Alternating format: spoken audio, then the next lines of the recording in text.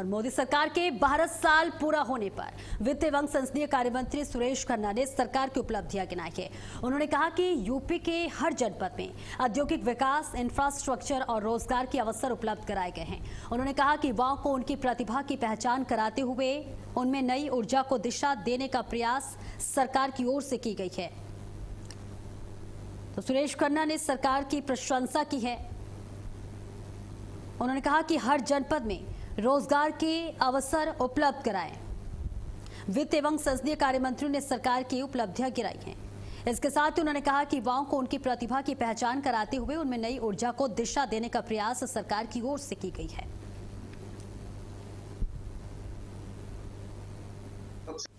अगर व्यक्ति के पास हाई स्कूल का सर्टिफिकेट है तो वो कम से कम उस लेवल की योग्यता जरूर रखता हो। रट के पास होना, डॉक्टर राधाकृष्णन कहा करते थे कि रट के पास होना, एग्जाम पास करना भी अपने आप में कोई शिक्षा का मानक नहीं होना चाहिए।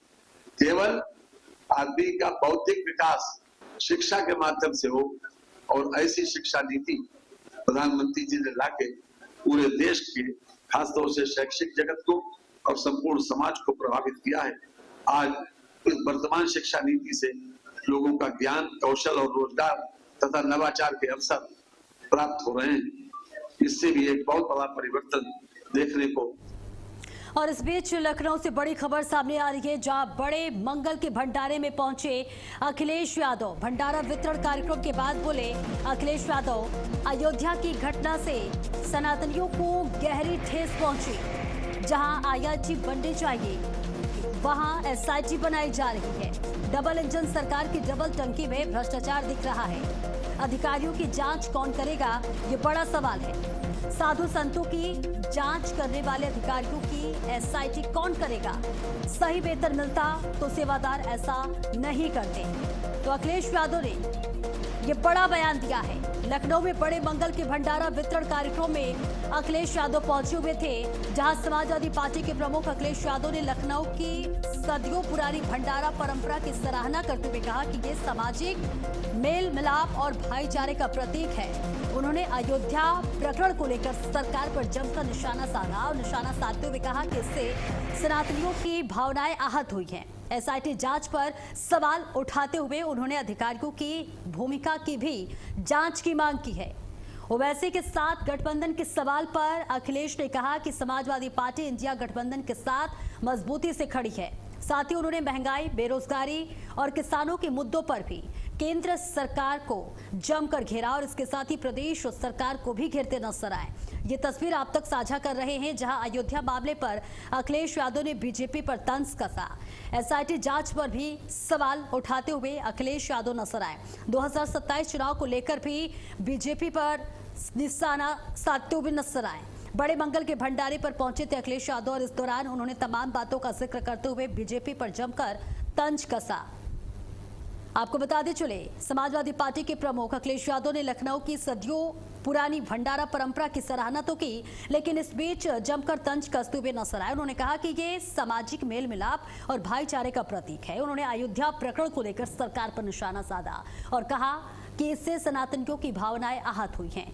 एसआईटी जांच पर सवाल उठाते हुए उन्होंने अधिकारियों की भूमिका की भी जांच की मांग की है।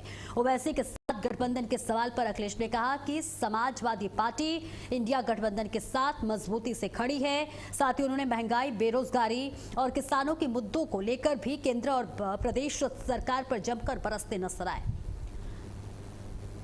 तो 2027 चुनाव को लेकर समाजवादी पार्टी के प्रमुख अखिलेश यादव ने जमकर बीजेपी पर निशाना साधा। बड़े मंगल के भंडारे पहुंचे हुए थे अखिलेश यादव। सदियों पुरानी परंपरा की सराहना तो की, लेकिन वहीं दूसरी ओर बीजेपी पर तंज कसते नजर आए। 2027 विधानसभा चुनाव को लेकर भी बीजेपी पर जमकर निशाना साधा। मैंने तो यहाँ तक कहा कि जो वहाँ सेवा करने वाले हैं उनका वेतन क्यों नहीं बढ़ाया। महीने का लाखों वेतन होता तो शायद उन्हें इस दिशा में नहीं सोचना पड़ता। उन्हें महीनों में उनका वेतन बढ़ाना चाहिए। अगर वेतन बढ़ा होता, सरकार ने वेतन बढ़ाया होता या उनको सुविधाएं दी होती या सम्मान दिया होता अगर उन्हें सम्मान दिया होता और वेतन और सुविधाएं दी होती तो हमारे जो सेवा करने वाले, जो आस्था को रखवाली करने वाले, उनके साथ ऐसा कदम नहीं उठाता कोई। अब तो सुना है कंडे में पैसे निकल रहे हैं, गोबर में पैसे निकल रहे हैं। अभी तक तो कल ब्राह्मणों की बैठक कल है, कल ब्राह्मणों की बैठक करने जा रहे हैं, सर क्या कहेंगे? आपको लगता है हमारे नाम सामने आ रहे हैं, अरे बैठ में जाए, अरे आप ब्राह्मणों की बैठक होने जा रहे हैं, सर क्या कहेंगे? प्रभु श्री राम, मर्यादा पुरुषोत्तम राम, उनको मानने वाले, उनके रास्ते में चलने वाले बहुत दुखी हैं, बहुत दुखी हैं। अगले जी कल बैठक करने जा रहे हैं ब्राह्मणों की, कल ब्राह्मणों की बैठक करने जा रहे हैं। कौन कह रहा है? वैसी देखिए, आप आज भंडारे के दिन इतनी बड़ी राजनीति का सवाल पूछ रहे हो। और चलिए आगे बढ़ते हैं। मैनपुरी में सपा सांसद डिंपल यादव ने राम मंदिर से जुड़े कथित वित्तीय अनियमितता मामले में एसआईटी गठन पर प्रतिक्रिया देते हुए सरकार पर गंभीर सवाल उठाए हैं। उन्होंने कहा कि मामले की न्यायिक जांच होनी चाहिए और मंदिरों व कॉरिडोर परियोजनाओं में हो रहे कथित भ्रष्टाचार की भी जांच हो। वहीं 2027 चुनाव को लेकर अखिलेश यादव के बयान का समर्थन करते हुए डिंपल ने पश्चिम बंगाल में मतदाता सूची और अन्य घटनाओं का हवाला दिया। उन्होंने आरोप लगाया कि संवैधानिक संस्थाओं की कार्यप्रणाली प्रभावित हो रही है और सरकार को जवाब देना चाहिए। तो डिंपल यादव ने एसआईटी जांच पर सरकार को घेरा। इसके साथ ही अखिलेश यादव के बयान का समर्थन किया। उन्होंने मंदिर फंड में भ्रष्टाचार के आरोप लगाए हैं और ये तस्वीर आप तक साझा कर रहे हैं जहां पर डिंपल यादव पहुंची हुई है। एसआईटी जांच पर सरकार को घेरती हुई नजर आई। इसके साथ ही मंदिर फंड में भ्रष्टाचार के भी आरोप लगाए हैं। डिंपल यादव ने राम मंदिर मामले पर सवाल उठाए हैं। तो मैनपुरी में सपा सांसद डिंपल यादव ने राम मंदिर से जुड़े कथित वित्तीय अनियमितता मामले में एसआईटी गठन पर प्रतिक्रिया दी है और प्रतिक्रिया देते हुए सरकार पर सवाल उठाए हैं। उन्होंने कहा कि मामले की न्यायिक जांच होनी चाहिए और मंदिरों व कॉरिडोर परियोजनाओं में हो रहे कथित भ्रष्टाचार की भी जांच हो। इसके साथ ही 2027 विधानसभा चुनाव को लेकर अखिलेश यादव के बयान का समर्थन किया और कहा कि डिंपल ने पश्चिम बंगाल में मतदाता सूची और अन्य घटनाओं का जिक्र किया। उन्होंने आरोप लगाया कि संवैधानिक संस्थाओं की कार्यप्रणाली प्रभावित हो रही है और सरकार को जवाब देना चाहिए।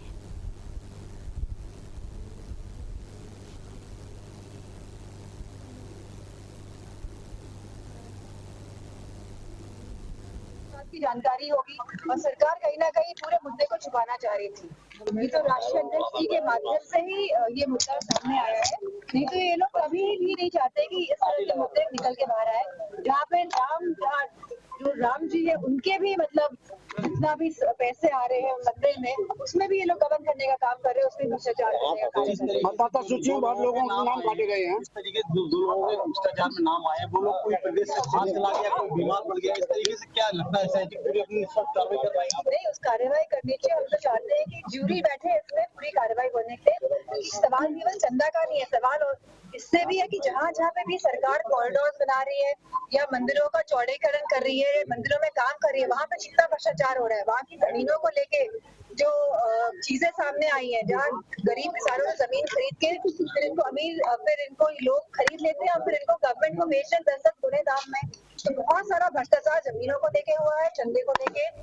और वहीं पीलीभीत में रशिया निवासी ने प्रधानमंत्री नरेंद्र मोदी की सरकार के 12 साल पूरे होने पर उनके कार्यों की सराहना की। रूस के मोल्डोवा की रहने वाली टटियाना जायसवाल का कहना है कि सरकार आवास, बिजली, गैस, पानी, सड़क जैसी तमाम तरह की सुविधाएं दे रही है। अटल सभागार पे पीएम मोदी सरकार के 12 साल पूरे होने पर जन कल्याण एवं जन जागरूकता अभियान कार्यक्रम का आयोजन किया गया, जिसमें पंचायती राज विभाग, स्वास्थ्य शिविर, जल जीवन मिशन सहित कई विभागों के स्टॉल लगाए गए, जिसमें क्षेत्र से आए ग्रामीणों को सरकार की योजनाओं के बारे में बताया गया। और ये जागरूकता अभियान 14 जून से शुरू हुआ था, जिसका आज तीसरे दिन समापन हो गया। तो मोदी सरकार के 12 साल पूरे होने पर उनकी उपलब्धियों को यहां गिनवाया गया, जागरूकता अभियान चलाया गया। रूस निवासी ने मोदी सरकार की सराहना की, इसके साथ ही तमाम उन योजनाओं का भी जिक्र किया। तो ये तस्वीर आप तक साझा कर रहे हैं। जन जागरूकता अभियान का समापन हो गया, 14 जून से ही शुरू हुआ था ये अभियान। और इस बीच आपको बता दें कि पंचायती राज विभाग, स्वास्थ्य शिविर, जल जीवन मिशन सहित कई विभागों के स्टॉल लगाए गए थे। इसमें क्षेत्र से आए ग्रामीणों को सरकार की योजनाओं के बारे में बताया गया और साथ ही ये जागरूकता अभियान 14 जून से शुरू हुआ था, जिसका आज तीसरे दिन समापन हो गया। और बांदा में केंद्र सरकार के 12 साल और प्रदेश सरकार के 9 साल पूरे होने के उपलक्ष्य में राज्यव्यापी जनसंपर्क एवं जन जागरूकता अभियान के तहत संगोष्ठी आयोजित की गई। सिंचाई एवं जल संसाधन विभाग ने तिंदवारी निरीक्षण गृह में संगोष्ठी आयोजित की गई। कार्यक्रम की शुरुआत जल शक्ति राज्य मंत्री रामकेश निषाद के स्वागत से हुई। मंत्री ने फलदार वृक्षों का रोपण किया। सिंचाई विभाग ने सेवानिवृत्त कर्मचारियों को शॉल, माला, पटका पहनाकर सम्मानित किया। इसके साथ ही पद्मश्री उमाशंकर पांडे ने जल बचाव का संदेश दिया और साथ ही भाजपा नेता पूर्व प्रधान राज नारायण द्विवेदी ने कहा कि पहले नहरें नहीं थी, सिर्फ ट्यूबवेल थे और अब हर जगह पानी मिल रहा है। अरविंद पांडे ने जिले में विभागीय कार्यों का विवरण दिया। मंडल अध्यक्ष अनूप तिवारी सहित जनप्रतिनिधि, पार्टी कार्यकर्ता और अधिकारी मौजूद रहे।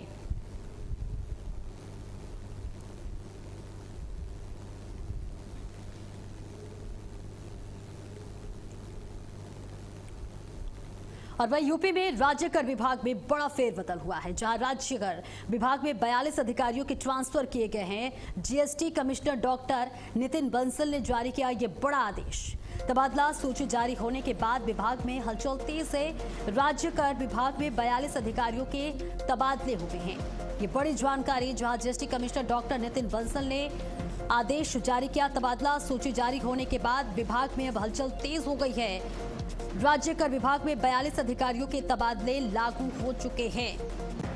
ये बड़ी जानकारी आपको बता रहे हैं, जहां यूपी में राज्य कर विभाग में बड़ा फेरबदल देखने को मिला है। राज्य कर विभाग में 42 अधिकारियों के ट्रांसफर किए गए हैं। GST commissioner doctor Nitin Bansal ने यह आदेश जारी किया है, जिसके बाद तबादला सूची जारी होने के बाद विभाग में हलचल तेज हो गई है। राज्य कर विभाग में 42 अधिकारियों के तबादले लागू हो चुके हैं। तो एक बार फिर से तबादला एक्सप्रेस, जहां राज्य कर विभाग में 42 अधिकारियों के तबादले लागू हो गए हैं। उत्तर प्रदेश में राज्य कर विभाग में ये बड़ा फेरबदल देखने को मिला है। राज्य कर विभाग में 42 अधिकारियों के ट्रांसफर हुए हैं। GST commissioner doctor Nitin Bansal ने ये बड़ा आदेश जारी किया है। इसके साथ ही तबादला सूची जारी होने के बाद विभाग में हलचल तेज हो गई है। राज्य कर विभाग में 42 अधिकारियों के तबादले लागू किए गए हैं। ये बड़ी जानकारी, जहां उत्तर प्रदेश में राज्य कर विभाग में बड़ा फेरबदल देखने को मिला है। और रमन मिश्रा ज्यादा जानकारी के लिए जुड़ रहे हैं। रमन, देखिए 42 अधिकारियों के तबादले हुए हैं, क्या कुछ अपडेट और इसके पीछे की वजह?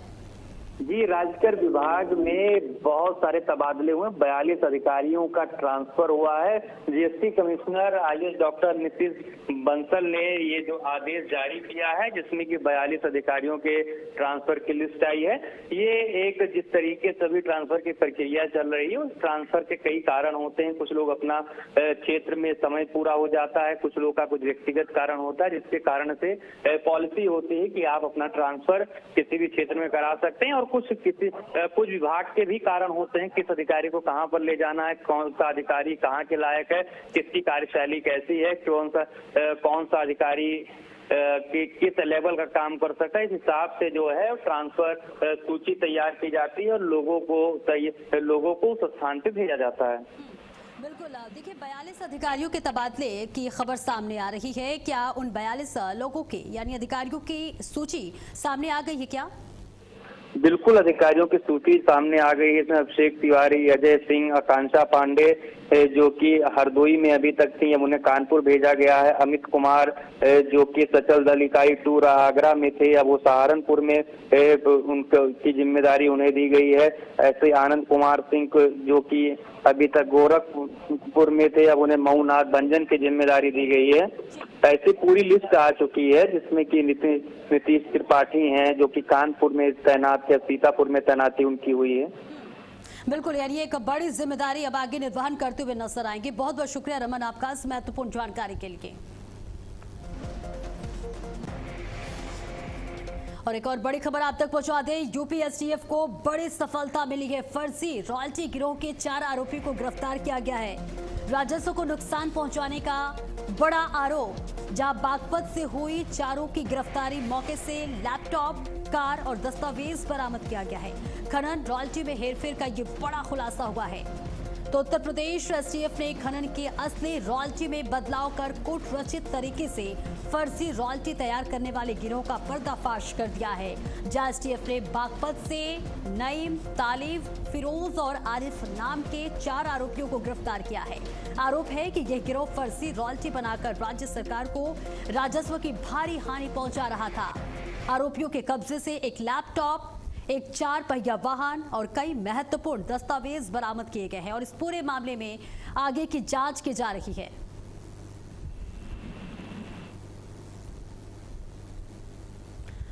और इस खबर पर ज्यादा जानकारी के लिए संजीव सिंह हमारे साथ जुड़ रहे हैं। संजीव, देखिए, ये बहुत बड़ी सफलता और बहुत बड़ी कामयाबी बताई जा रही है।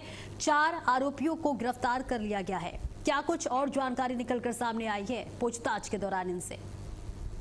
बिल्कुल आपने सही कहा कि जिस तरह से यूपी एसटीएफ को एक बड़ी कामयाबी मिली है, ये असली रॉयल्टी जो होती थी उसको जो है परिवर्तित करके कूटरचित तरीके से, यानी कि फेक जो है रॉयल्टी बनाकर जो है राजस्व को चूना लगा रहे थे। और इसकी जानकारी जो है काफी समय पहले जो है यूपी एसटीएफ को दी गई थी और उसके आधार पर यूपी एसटीएफ जो है पूरे मामले की जाँच कर रही थी। और आज जो है यूपी एसटीएफ को बड़ी सफलता मिली है और ये कहा जा सकता है कि इन सभी जो चारों अभियुक्त हैं उनको बागपत जिले से जो है गिरफ्तार किया गया है। और इनसे जो पूछताछ हुई है तो उन्होंने ये भी बताया है कि काफी समय से जो है ये इस गोरख धंधे में शामिल हैं और इनका भी नेटवर्क जो है और बड़ा है और कई जिलों तक जो है इनका नेटवर्क फैला हुआ है। खास तौर से जो है ये कहा जा सकता है कि जहाँ पर भी जो खनन होते हैं, यानी कि हमीरपुर, बांदा, बुंदेलखंड के जो अन्य क्षेत्र हैं, वहाँ तक जो है इनका नेटवर्क है। एसटीएफ पूरे मामले की जाँच कर रही है और उनका ये कहना है कि जल्दी इस पूरे प्रकरण में कुछ अन्य लोगों की भी गिरफ्तारी की जा सकती है। जी बिल्कुल, कुछ और अन्य लोगों की गिरफ्तारी की जा सकती है। ऐसे में क्या लगता है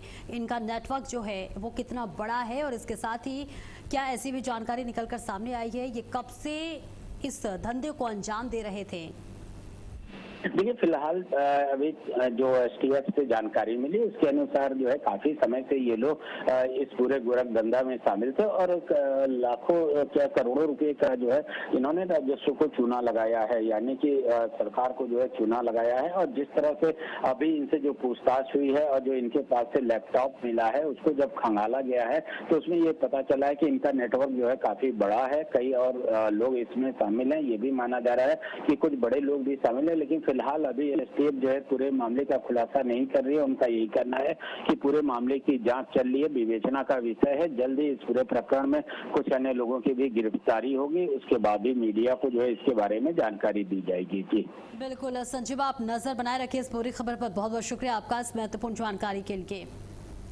और चलिए आगे बढ़ते हैं, जहां अम्बेडकर नगर में मुहर्रम पर्व को लेकर रात शांतिपूर्ण और सकुशल संपन्न कराने के लिए जिला प्रशासन पूरी तरह से अलर्ट मोड पर नजर आ रहा है। और इसी क्रम में जिलाधिकारी ईशा प्रिया और पुलिस अधीक्षक प्राची सिंह ने नगर क्षेत्र में संयुक्त रूप से पैदल मार्च कर सुरक्षा व्यवस्थाओं का जायजा लिया। तहसील तिराहे से मिरानपुर तक निकाले गए मार्च के दौरान अधिकारियों ने आमजन से शांति, सौहार्द और आपसी भाईचारे के साथ पर्व मनाने की अपील की। साथ ही अफवाहों से बचने और किसी भी संदिग्ध गतिविधि की सूचना तत्काल पुलिस को देने का आग्रह किया। अधिकारियों ने संवेदनशील क्षेत्रों का निरीक्षण कर संबंधित अधिकारियों को आवश्यक दिशा निर्देश भी दिया। और वही प्रशासन का कहना है कि कानून व्यवस्था बनाए रखने के लिए सभी जरूरी इंतजाम किए गए हैं। हरदोई में निजीकरण के विरोध में अधिवक्ताओं ने उग्र प्रदर्शन किया। निबंधन विभाग की प्रस्तावित निजीकरण के विरोध में आंदोलन लगातार दूसरे दिन भी जारी रहा। शाहबाद बार एसोसिएशन के अध्यक्ष बिमलेश लोधी के नेतृत्व में जोरदार प्रदर्शन किया गया। उन्होंने सरकार से तत्काल इस प्रस्ताव को वापस लेने की मांग की और बार एसोसिएशन अध्यक्ष बिमलेश लोधी ने मांगे स्वीकार नहीं करने पर आंदोलन को और व्यापक बनाने की चेतावनी दी।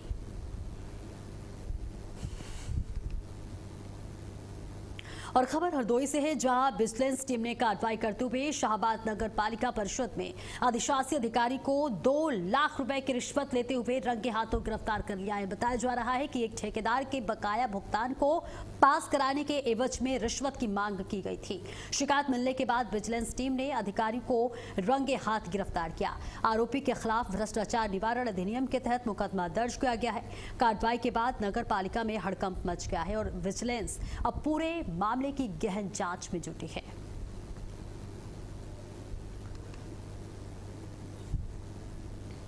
और इस बीच फतेहपुर से बड़ी खबर सामने आ रही है, जहां यमुना नदी में नहाने गए 2 भाई डूब गए हैं। नहाते समय गहरे पानी में जाने से ये बड़ा हादसा हुआ। स्थानीय गोताखोरों ने एक बच्चे का शव बरामद कर लिया है, तो वहीं दूसरे बच्चे की तलाश में गोताखोर जुटे हुए हैं। घटना के बाद परिजनों में कोहराम मच गया है। जाफरगंज थाना क्षेत्र के बिंदौर घाट का ये पूरा मामला बताया जा रहा है। ये बड़ी जानकारी आपको बता रहे हैं फतेहपुर से, जहां यमुना नदी में नहाने गए 2 भाई डूब गए हैं। लगातार सर्च ऑपरेशन चलाया जा रहा है। बताया जा रहा है कि नहाते समय गहरे पानी में जाते हुए ये हादसा हुआ। स्थानीय गोताखोरों ने एक बच्चे का शव बाहर निकाल लिया है, तो वहीं दूसरे बच्चे की तलाश लगातार जारी है। दूसरे बच्चे की तलाश में गोताखोर जुटे हुए हैं और घटना के बाद परिजनों में कोहराम मचा हुआ है। जाफरगंज थाना क्षेत्र के बिंदौर घाट का ये पूरा मामला है। मौके पर स्थानीय लोग भी मौजूद हैं और सभी बच्चे के शव को बाहर आने तक की इंतजार कर रहे हैं। हालांकि गोताखोर लगातार सर्च ऑपरेशन के जरिए दूसरे बच्चे के शव को बरामद करने की जद्दोजहद कर रहे हैं। इस बीच बताया जा रहा है कि 2 बच्चे गहरे पानी में चले गए, जहां एक को बाहर निकाल लिया गया उसके शव को, और वहीं दूसरे बच्चे की तलाश की जा रही है। और फिलहाल इस बुलेटिन में इतना ही। खबरों का सिलसिला लगातार जारी है।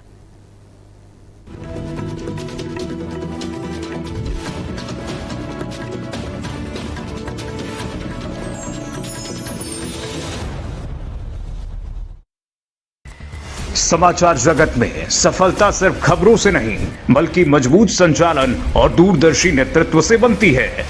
दामिनी महौर, भारत अपडेट की डायरेक्टर न्यूज ऑपरेशंस, जो हर दिन चैनल की रफ्तार को नई दिशा देती हैं।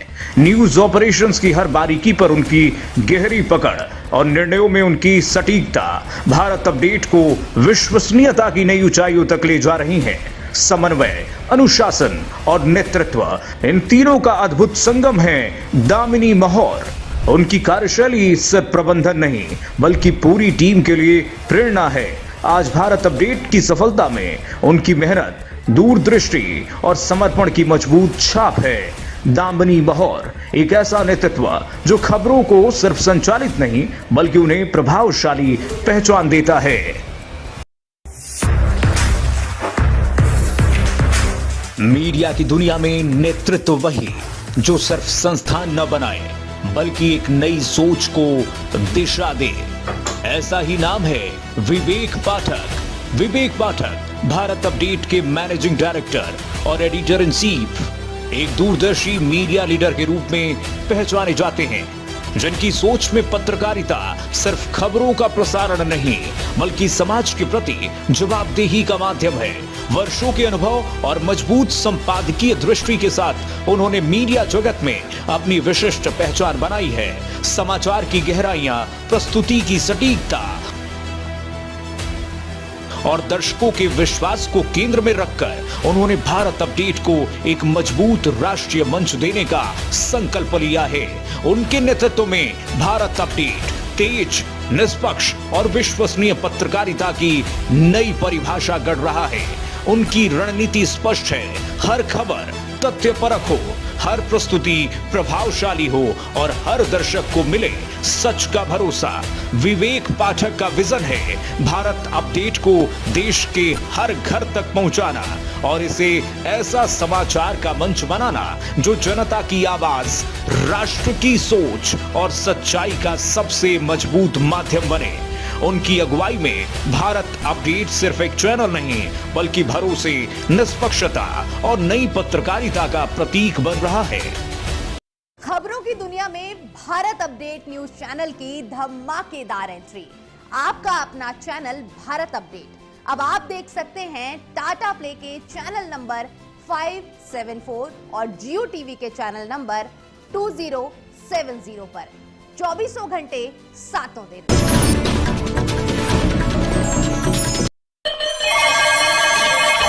खबर अब सिर्फ स्टूडियो तक सीमित नहीं होगी।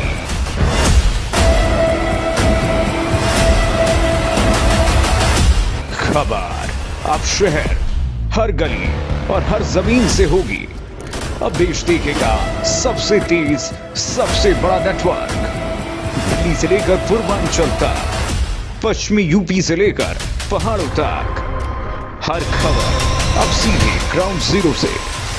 मैं लखनऊ से शिव कृपाल मिश्रा, यूपी की राजनीति का केंद्र, हर बड़े फैसले की अंदरूनी खबर। मैं लखनऊ से संजीव सिंह, सियासत की हर चाल और हर हलचल, ग्राउंड जीरो से सीधी और बेबाक रिपोर्ट। मैं आगरा से अरुण श्रीवास्तव, इतिहास की नगरी में बदलते हालात, हर खबर सबसे पहले आपके पास। मैं गोरखपुर से रामशंकर यादव, पूर्वांचल की हर बड़ी खबर जमीनी हकीकत के साथ। मैं झांसी से तारिक इकबाल, बुंदेलखंड की धरती से हर मुद्दे की बेबाक रिपोर्ट। मैं नोएडा से निकिता टकुन्ना, एनसीआर की कॉर्पोरेट और क्राइम की दुनिया, हर अपडेट सबसे तेज। गाजियाबाद से मैं जितेंद्र भाटी, तेजी से बदलते शहर की हर खबर, हर ब्रेकिंग से आपको कराऊंगा रूबरू।